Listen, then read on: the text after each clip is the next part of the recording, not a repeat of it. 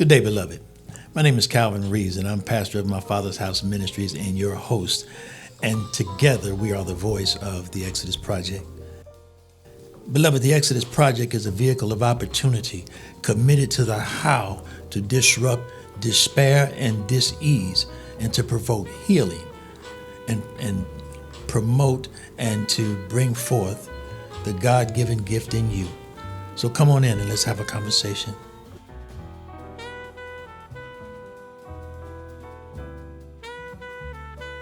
Today we have with us Marc and Janisha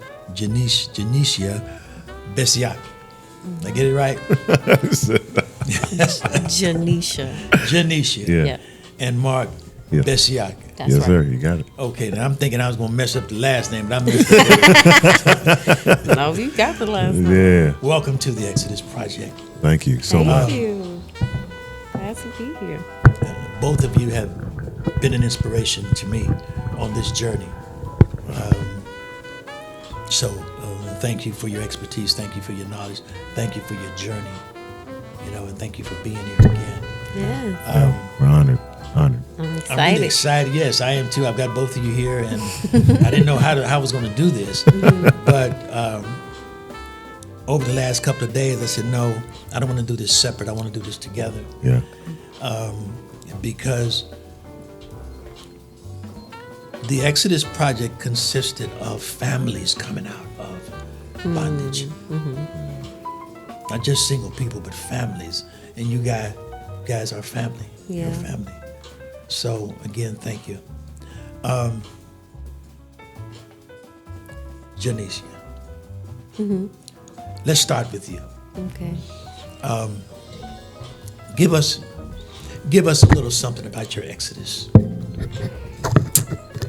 And from whence come your Exodus, let me put it that way.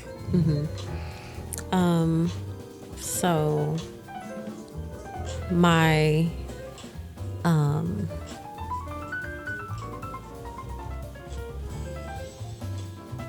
my abuse with or addiction with marijuana was the thing that led me to want to get to know God. That was the beginning of my journey. That was the beginning of when I knew the path that I was going down, that it wasn't the path that I wanted. And because drug addiction runs heavily in my family, I knew that if I kept going down this road, that I've seen it firsthand of how it has destroyed my mom in a piece. And I'm thankful that she's recovering. She's recovered. We'll actually be celebrating her 60th birthday this coming the 27th of this month of August. She does not look like anything she's experienced. And so I believe I saw some video of you guys. On Facebook? Yes. Yeah. Yes. Congratulations. Thank you. Thank you. So it's going to be a celebration of life for her. But it wasn't only how I came to the conclusion or how I got to the space where I knew if you don't change something, you know the route that you're about to go on. The thoughts that came to my mind was that I needed to try a higher drug because marijuana, my tolerance was so high that I wasn't even getting high anymore from marijuana. And when I started having those thoughts, I knew if you don't stop, your life is about to go a whole nother trajectory. And I didn't want that. Something in me knew that's not what I wanted. And so that was the thing that led me to actually begin to pursue Christ. My father was a pastor and a preacher, and so he always had me in church. And so I was around, right? I was in the building, but I did not have a personal relationship with God for myself. And so that was my beginning. At what age did you start your journey with marijuana? 16. Okay. 16 And, years old. you know, I asked that question because often we want to tell someone, well, that's not for you. It does nothing for you. Yes, it does. I've mentored youth over the years that had issues with marijuana. And when I started out, I was just going through my experience from addiction on. But before you realize that it's an addiction, it's a pleasure. Right. Yeah, I was It's having a good escape. time. And I'm telling these kids, you know, hey, that ain't getting you nowhere. And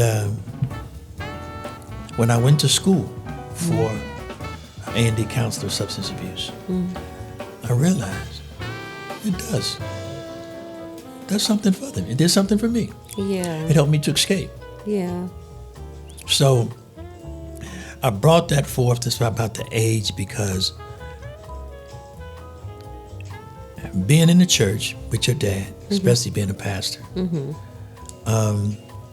you experimenting with the marijuana in the dark, trying to find your way, wanting to go higher, but afraid. Marijuana became your safe place. Where at in your life did marijuana become your safe place? That's a good question. And I'm bringing that because the Exodus Project is based off of the children of Israel coming out of Egypt. They didn't come into Egypt as slaves. They came into Egypt to flee a famine. And because of who they were, and because of what they brought to the table, they became a threat. Okay? Marijuana was not a threat to you when you first took to it. Right. Okay? Right.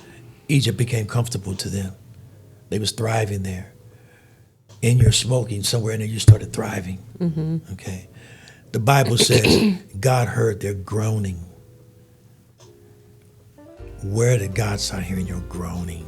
Where, you know, Yeah. where were you at? Yeah. Like you said, it became an experience. It became an exploration. It's a product of my environment, right? I've always been around it, and it's funny because I always would tell myself as I was seeing other people smoking stuff, like, I'm not doing that. And then when I got of age, right, I wanted to experience it. And so at first it became it was fun, you know? It was fun. And I think after so long, as I kept participating and doing it, it started to replace what's natural. And what I mean by that is I could usually get up and allow my body to tell me when I'm hungry, right? Then I started needing the drug to make me hungry. It was those little increment things that started to build over time. I usually could just go out and have fun on my own. Now I felt like I needed the drug to have fun. Or I needed the drug to become more pleasurable. And don't get me wrong, it was more pleasurable. It heightened everything. But what starts to happen is now I feel like I need everything to be heightened in my life, and I can't enjoy things naturally anymore. And so if these things could be heightened without me being addicted, then I probably would do it, right? But the only thing is that I didn't like the fact that it became something that I needed to depend on, to exist, to be, to think, to live, to eat, to enjoy life, right? And so I started just seeing those little changes, and then that began to grow into now this is what I need. And like I said earlier, it was that thought of maybe I want to see if I could try something else. That's what the thoughts that started to come. I want to try something else. And I knew that's not the life that I wanted for myself. I did know that. And so once I started thinking those thoughts, I started pursuing and I started seeking God. That was my first, I guess, pursuit of wanting to get to know him. And in that pursuit of wanting to get to know him, as I was crying out to God, I would tell him, I need your help because I don't feel like I can do this on my own. Before I even, actually, let me back up a little bit. Before I started to pursue God, I attempted to stop. I attempted to stop on my own. So I did that multiple times, and every time I failed, because everyone in my household smoked. So it wasn't a getting away from it, right? I was smelling it. I was engaged with it. It was there. And I did not have the strength enough to stop in the midst of being there. And so once I seen that I couldn't stop on my own, that is when I began to pursue God. And when I pursued God, I told him, I need your help. I know that my mother was, that she struggled with her own journey with substance abuse and addiction.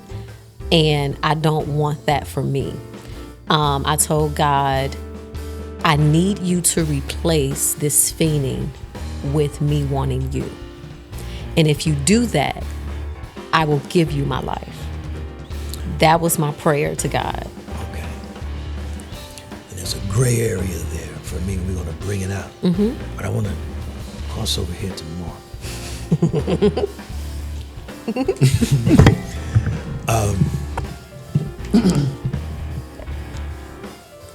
What was your exodus, Mark? I just want to ask a quick background question. When you describe what your exodus being, I hear a lot of things. Or you're overcoming, or you're almost coming out of something. Is that what you're meaning in describing, or is it specifically addictive? Coming out. Okay. You know, we toy with that in the writer's room, coming out. Yeah, You said right. into what? Yeah. So, yeah, it's coming out. That's why we deal with it, man. I think so. For my background, my father is also a pastor, and he had issues with drug addiction growing up in his life. But when he met my mother, is when he gave his life to Christ and decided to quit. And it was, not a secret in the household that was an issue for him.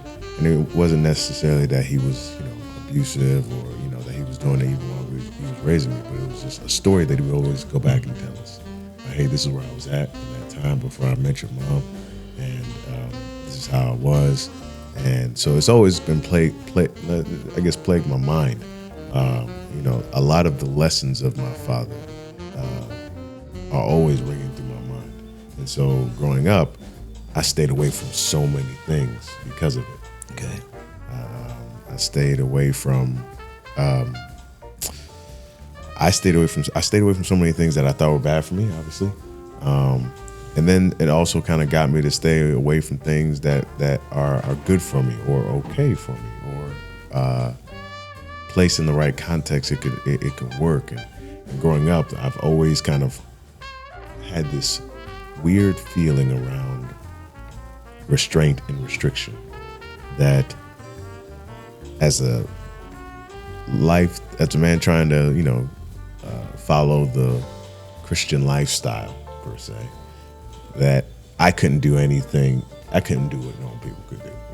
I'm not gonna go out after a hard day of work and go out for a beer at the bar, or I'm not gonna go and smoke or go and just have sex and just do all these things.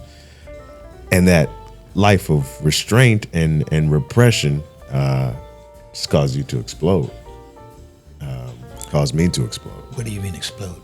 In that, in various points in my life, the explosion looked different. But, whether that was growing up with anger issues, or whether that was my porn addiction, or whether that was, burnout, or, working, overworking. Still overworking now, but overworking. No. But there was essentially a lot of that, putting a lot of pressure on something. Don't do this, don't do this, don't do this, don't do this, and finally, when you finally do it, I'm just like, oh wow, this is what I was missing, and now you go on the other end because I went from one extreme to another one. Once I got it, essentially, went to the other. Now, when I started off on the intro, I made mention that the Exodus Project was a vehicle of opportunity. Okay? To bring forth the how, committed to the how. Honesty, open-minded, and willingness. What I'm hearing from you with the marijuana, and then the lifestyle in the home. What I'm hearing from you with addiction issues from your dad. It had to bring about some type of self-worth issues in you guys. Okay? Because nobody wakes up and says, I'm gonna be a drunk. I'm gonna be an addict. Right. Okay? It's something that you do or put in you to make you feel different, run from. I used the word escape earlier. And I hear from both of you what you're escaping from. And basically it was the trauma of the family. The family had something long before you got here. Yeah. You was just a product. You was what they call collateral damage.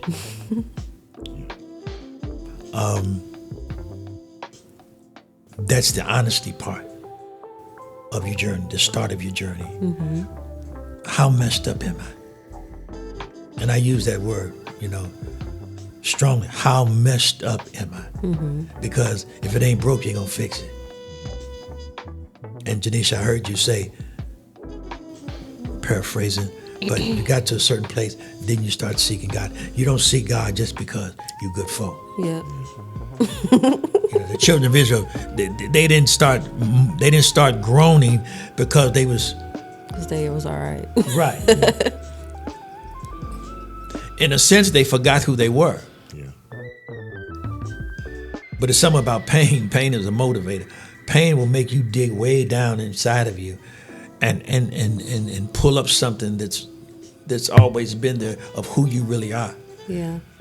And what I'm hearing is there was something in you guys that gave you a hunger and a thirst for more than what you were settling for.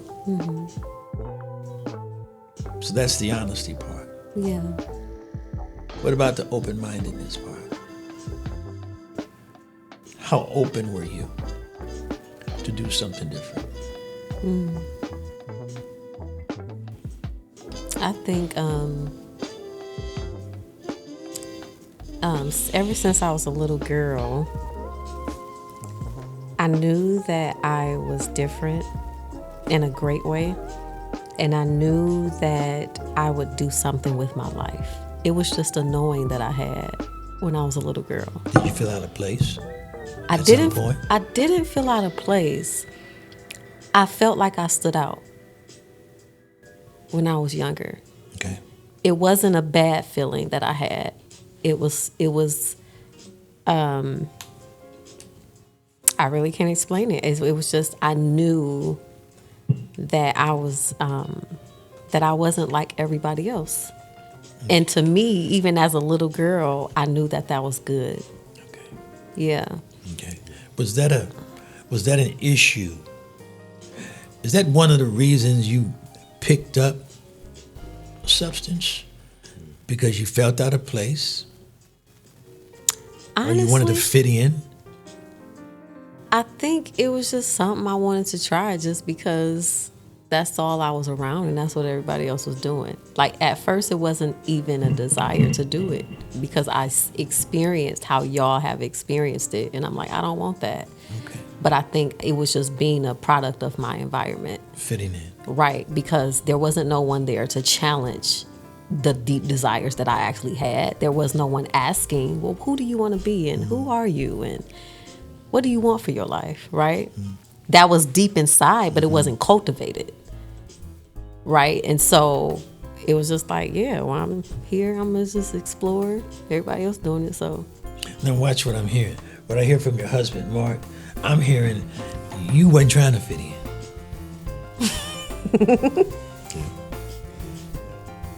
You weren't trying to fit in.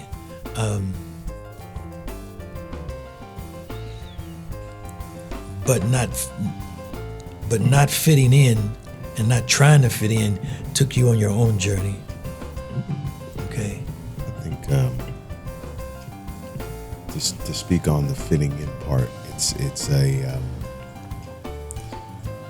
I guess the best way I can describe it is, now my family is from, I was born in Ivory Coast, in Cote d'Ivoire, West Africa, and my family came here when I was 2 years old, and all I've known is my family bounces around from place to place, not for military reasons, but just a series of fortunate and unfortunate events. You go from Africa to New York to Pennsylvania, New Jersey, all these places. And so because my environment is constantly changing, the only constant that I would have is my family, people, my heritage, my culture, the things that, can never leave me. So there was a foundation there of, this is who you are. This is who we are as a family unit. This is what we have done. And we, very painfully that you are not like everyone else. Even if I tried to, in my when I was a kid, when I tried to fit in, it was just impossible. I was always the African kid. I was always the either African booty scratcher or the African kid. Or the guy that even if I have the same accent as you, I speak the same language as you, I speak in the same tone and manner as you. I mean, my voice is indiscriminate as possible to an American accent. So, and you can't pick it out by region. You can't say it's a Midwestern accent, it's a Detroit accent, or it's a New York accent. I would have never known you was African. Yeah, and so me picking the path of being no, I don't think it was a choice for me to be, to fit in. That me trying to fit in always felt out of place because it was painfully obvious that like I wasn't like everyone else. So what I would do is learn how to be more chameleon-like. And try to figure out how to okay, is this the time where y'all can see me, or is this the time where I need to kind of blend in with the crowd, so not to set anything off? I have to, dim my light, so to speak, and a lifestyle of what I'm saying is very oppositely to Janisha. We had two divergent paths where, her environment was one where she was, she knew that she was different from everyone else, and that was not frowned upon, and her environment was very much so, okay, I can stand out here very easily. Whereas mine is kind of the opposite end of my whole entire life is around standing out, and I'm trying to not stand out. I want to just blend in the crowd and do that. And because I've done that so much, when I met someone who is oh yeah, I know I'm different than everyone else, it's like, oh, cool, me too. I don't know if I've ever felt safe to be able to say that around other people. Powerful. That's powerful. Because you have two artists here in your own rights. totally different paths of life. Yeah. And here you are. So that's the open-mindedness that brought you, that gave you the pursuit of your exodus. Now the willingness. The willingness to stay on the path. Who are you? Who are you? I am loved.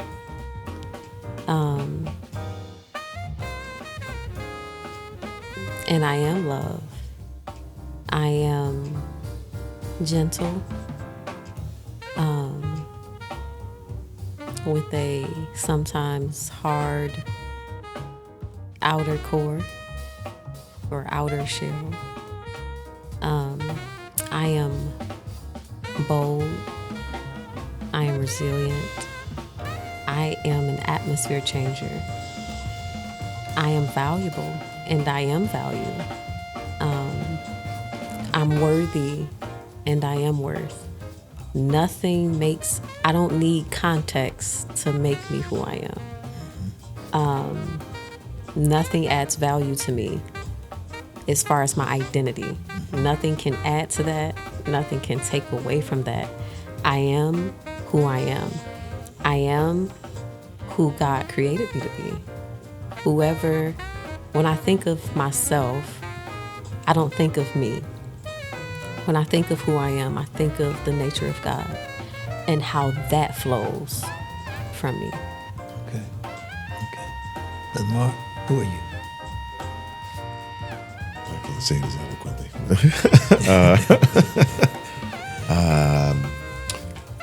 At this point in my life, I am a man trying to reach contentment. I'm a man trying to find balance. And I'm a man that is trying to enjoy and appreciate the things and people that I have. And I am also trying to learn how to let myself be. I'm going. That's all I can say. And what I'm hearing, because of your honesty, because of your open-mindedness, and because of your willingness, I'm witnessing the God-given greatness in you guys and what you're doing. Janisha, you are a life coach, is that?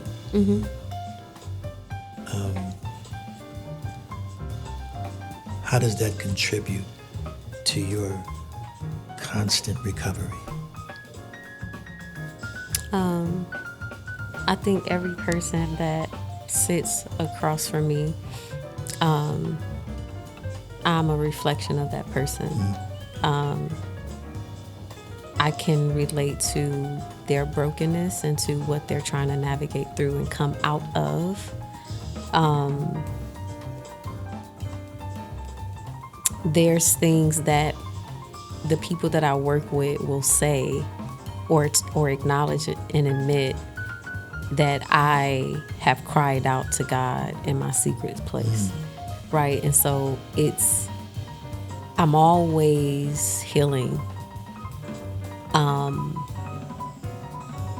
because of that space.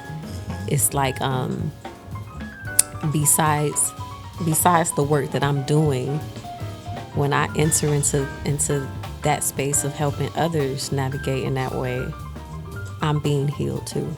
Yes. Thank you for that, really, for your service, honestly.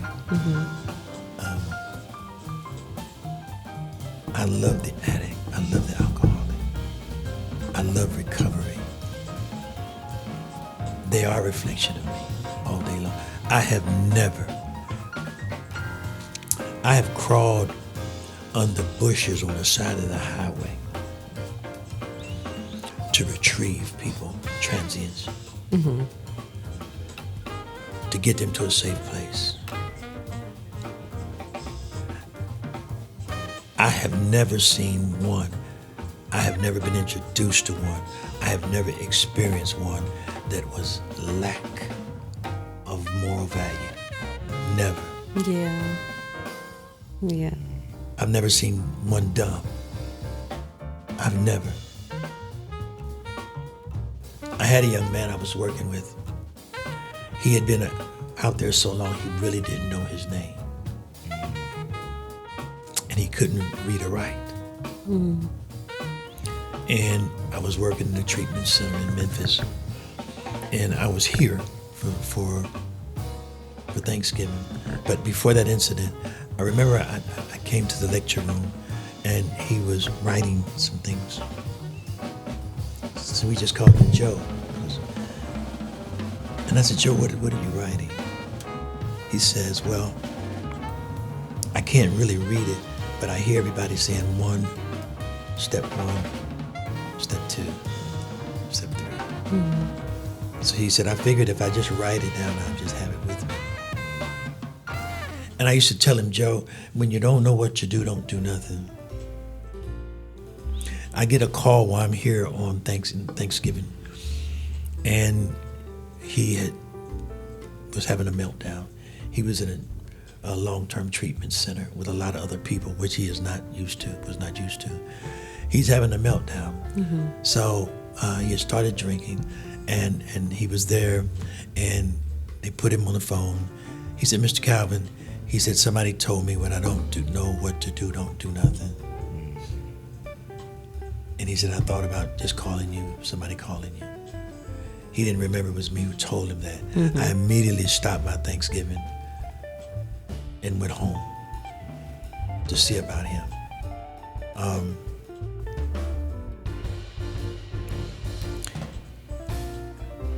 Our Exodus project is not, as one would say, for naught. Okay? It's for nothing. It's not for nothing. Yeah. We didn't go through what we've gone through to be where we are. And I'm not talking about stroking our ego of where we are. We're not talking about that at all. But we are in a place that we can always help others in any and everything that we do. Everything that I do now is ministry. When I cut hair, it was ministry. Yeah. It's ministry because it's about other people. And when you know where you have been, and I'm listening to two people who know where they have been. Mark, I heard you say some things, pornography and things. When you know, I put it this way, when you know what you're capable of, you know what you're capable of. Oftentimes we have to really realize how low we can become in order to know how high that we can go. And viewers, this here's an expression of the Exodus Project. These two people sitting with me, we're not stroking egos of where we have become, what we have become in life, or where we have gone or come to in life. And we are not glamorizing the things that we've gone through as far as in the trenches. But what we are doing is expressing to you, our viewers, that life after death is possible. The Exodus Project is for real. Yeah. Yeah. So I thank you guys for being on board and coming on and doing what you do and opening up your life to us. Yeah. And I think with coming out of something, it's not that it's not there anymore. It's not that it has deleted or it no longer exists. It's being able to come out of it and to learn how to coexist with it, to use it as something that will catapult you into something else, to build off of that. It's being able to exist with it and not be enslaved by it anymore. And so the desire to escape is still there. The inadequacy and the fear and the insecurity, it's still there. It still speaks. But instead of it determining my actions, I have to put it in its place now. But I still,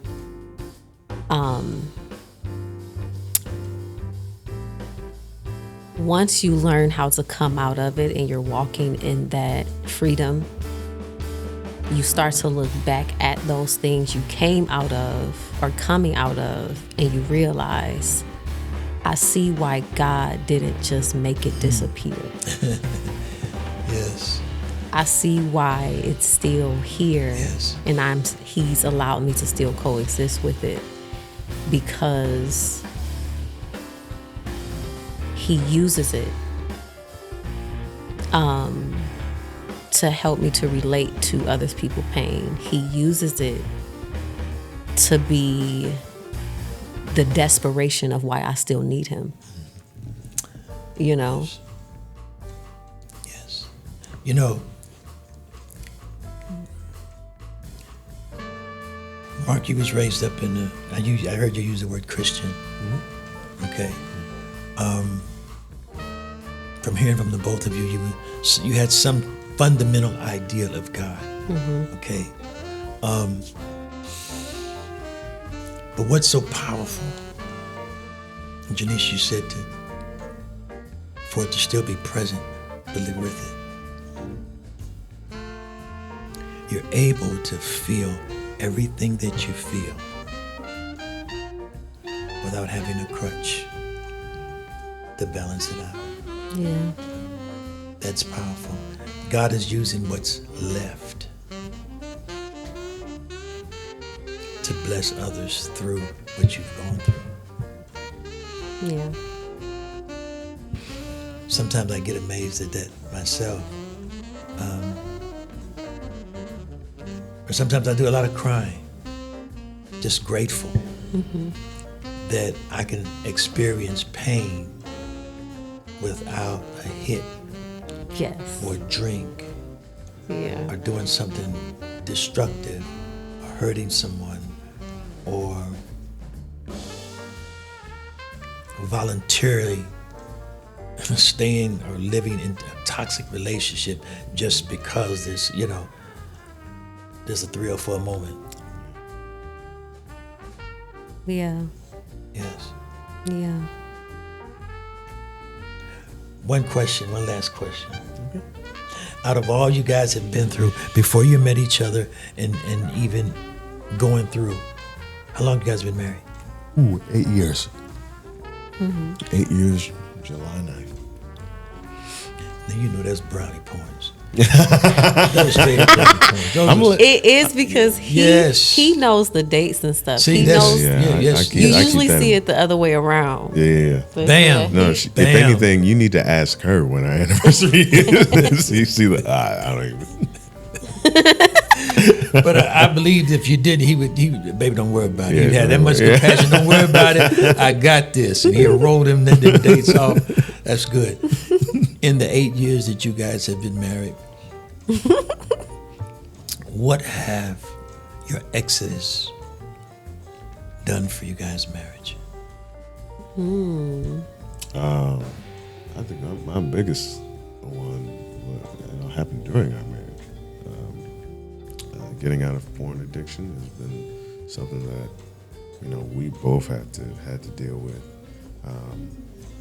in the marriage, and it just felt a lot of inadequacy issues, a lot of I guess you don't necessarily think it's a problem until you go without it, and you're like, oh man, what is this? What is the how am I seeing the context of our relationship because of this? Yes.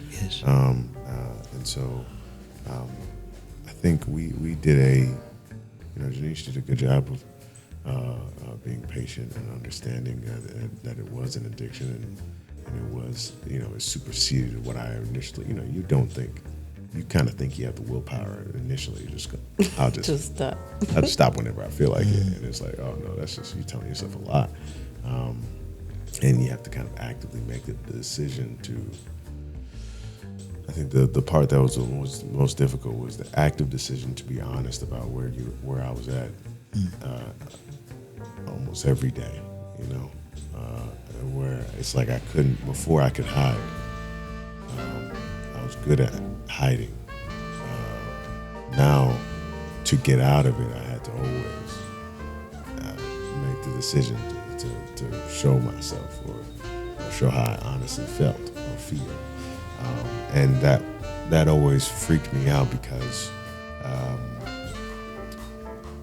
I see, you living life, you kind of get that, like, people really don't want the truth. Like, of course, people don't want, the actual unbridled truth. And so you kind of live life trying to massage it.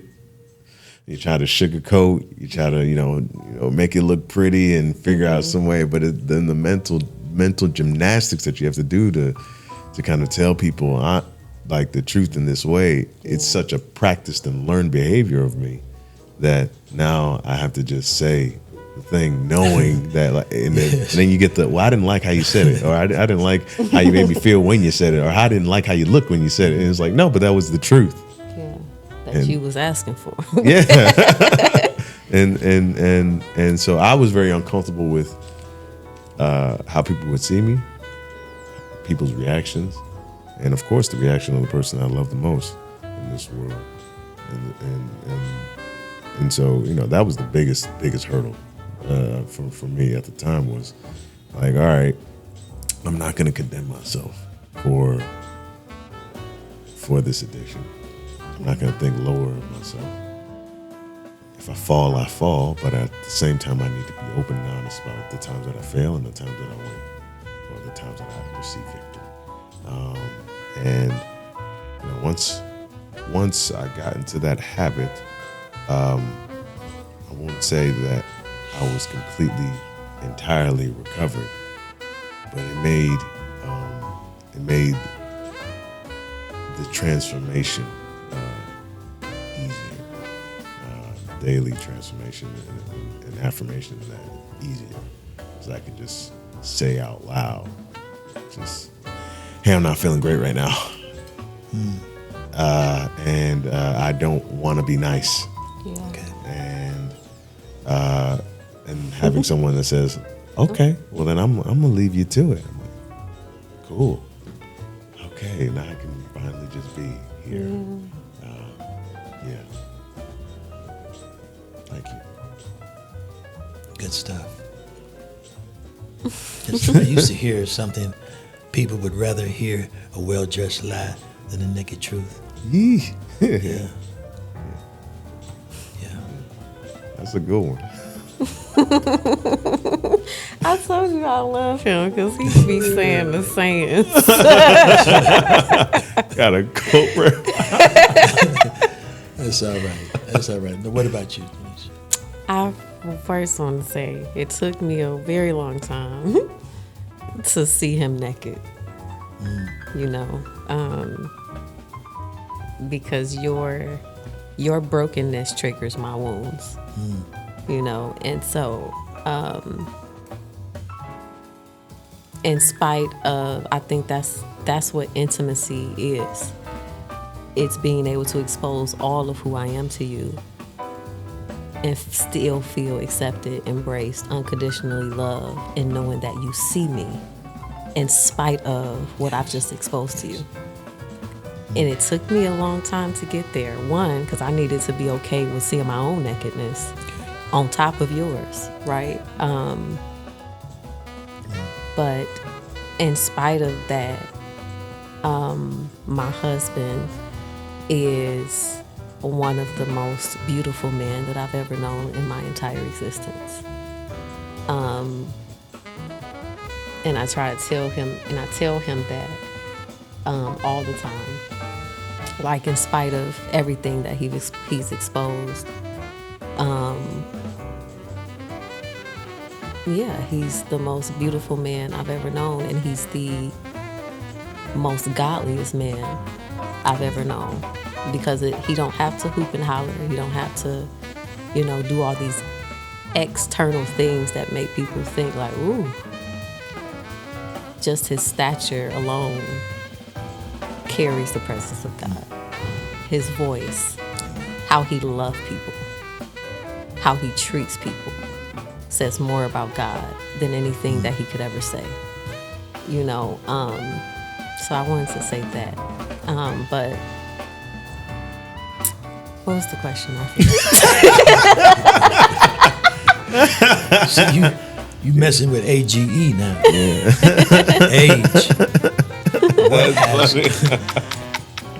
They were saying all these nice things.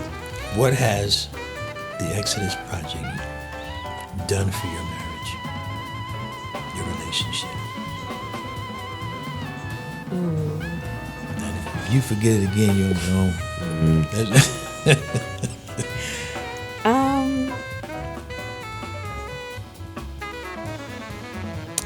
I think it has been the vehicle that God has used to make me whole. And that is constantly making us whole, right? I think in the beginning, it was rightfully so. I knew that it's not his responsibility to heal me. And it's not his responsibility to make me secure in who I am. That's God's job. And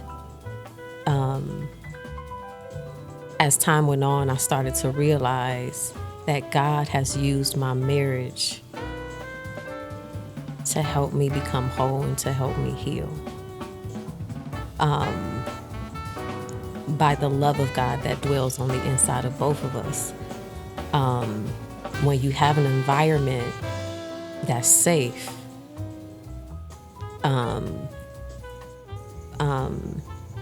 when you feel protected, when you feel seen, when you feel heard, when you feel loved, right? It gives you the foundation to be.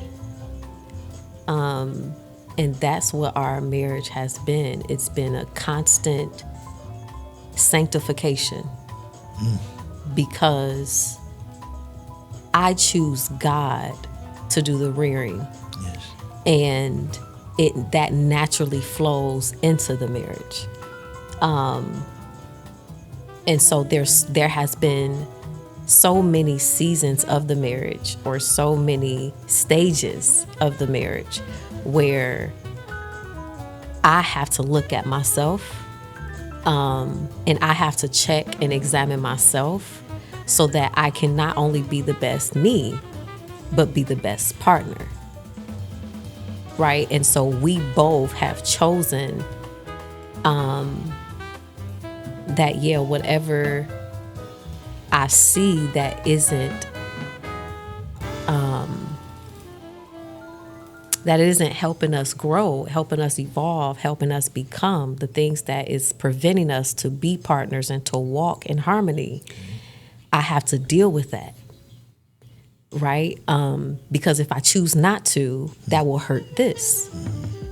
And this is more valuable than my pride. It's more valuable than my selfishness or whatever it is, right? And so it's just been a constant coming out of. I didn't know how to communicate or express my feelings. I couldn't even communicate and have a contemplated thought to give you. Okay. But because he's taught me how to communicate and express myself, right, that has been a part of that. The woman that you see, the freedom, the security, the confidence has been because of what he's poured into me and what he has not allowed, right? And what he has allowed, right? That's what it's been. Beautiful. I would say that when I hear the Exodus Project, I think about it in a marriage. I think about it as a form of a posture. That Yes. we've gone through a lot of different changes and going out of good and bad, in terms of whether it was addiction, whether it's I'm not making any money this month, babe. You got to go ahead and take care of it, you know, or how our roles work in the household, or you know, I think the expectation that there were going to be constants in our marriage was quickly dissipated when we realized that we are almost constantly becoming different people, and we have to continue to reintroduce ourselves, and in the reintroduction of ourselves, kind of say, okay, what do you need now? You know, what you needed maybe 2 years ago is not what you need from me now, and so, you know, let's give each other the grace and patience to be able to figure out what each other's needs in this season, and moving forward, you know, to have that practice of the Exodus project. You know what I'm hearing? When the children of Israel came out of Egypt, they was not broke. They was wealthy. They didn't realize how wealthy they were. Okay? Matter of fact, the first generation missed, but the second did. What was so great about the second generation is the 12 that went over to spy on the land given to them, the 2, Joshua and Caleb. The 10 came back with, we can't do this. Giants over there, we can't do this. But the 2 came back with the mindset we can, because they didn't go over there to seek whether they could or not. They went over there to seek how they could conquer that which was given to them. And this is what I'm hearing from you guys. What you have come together to know about yourselves separately, Yeah. and how you brought it together as a unit, is rocketing you guys into an exodus that is just profound. It's profound. So, Mark, thank you for joining today. Janisha, thank you You're for welcome. joining today. And viewers, thank you for being a part of this program today. Thank you for journeying and traveling with us. We thank you for the energy. We thank you for your voice. And just know that in your exodus, your step, your journey is not in vain.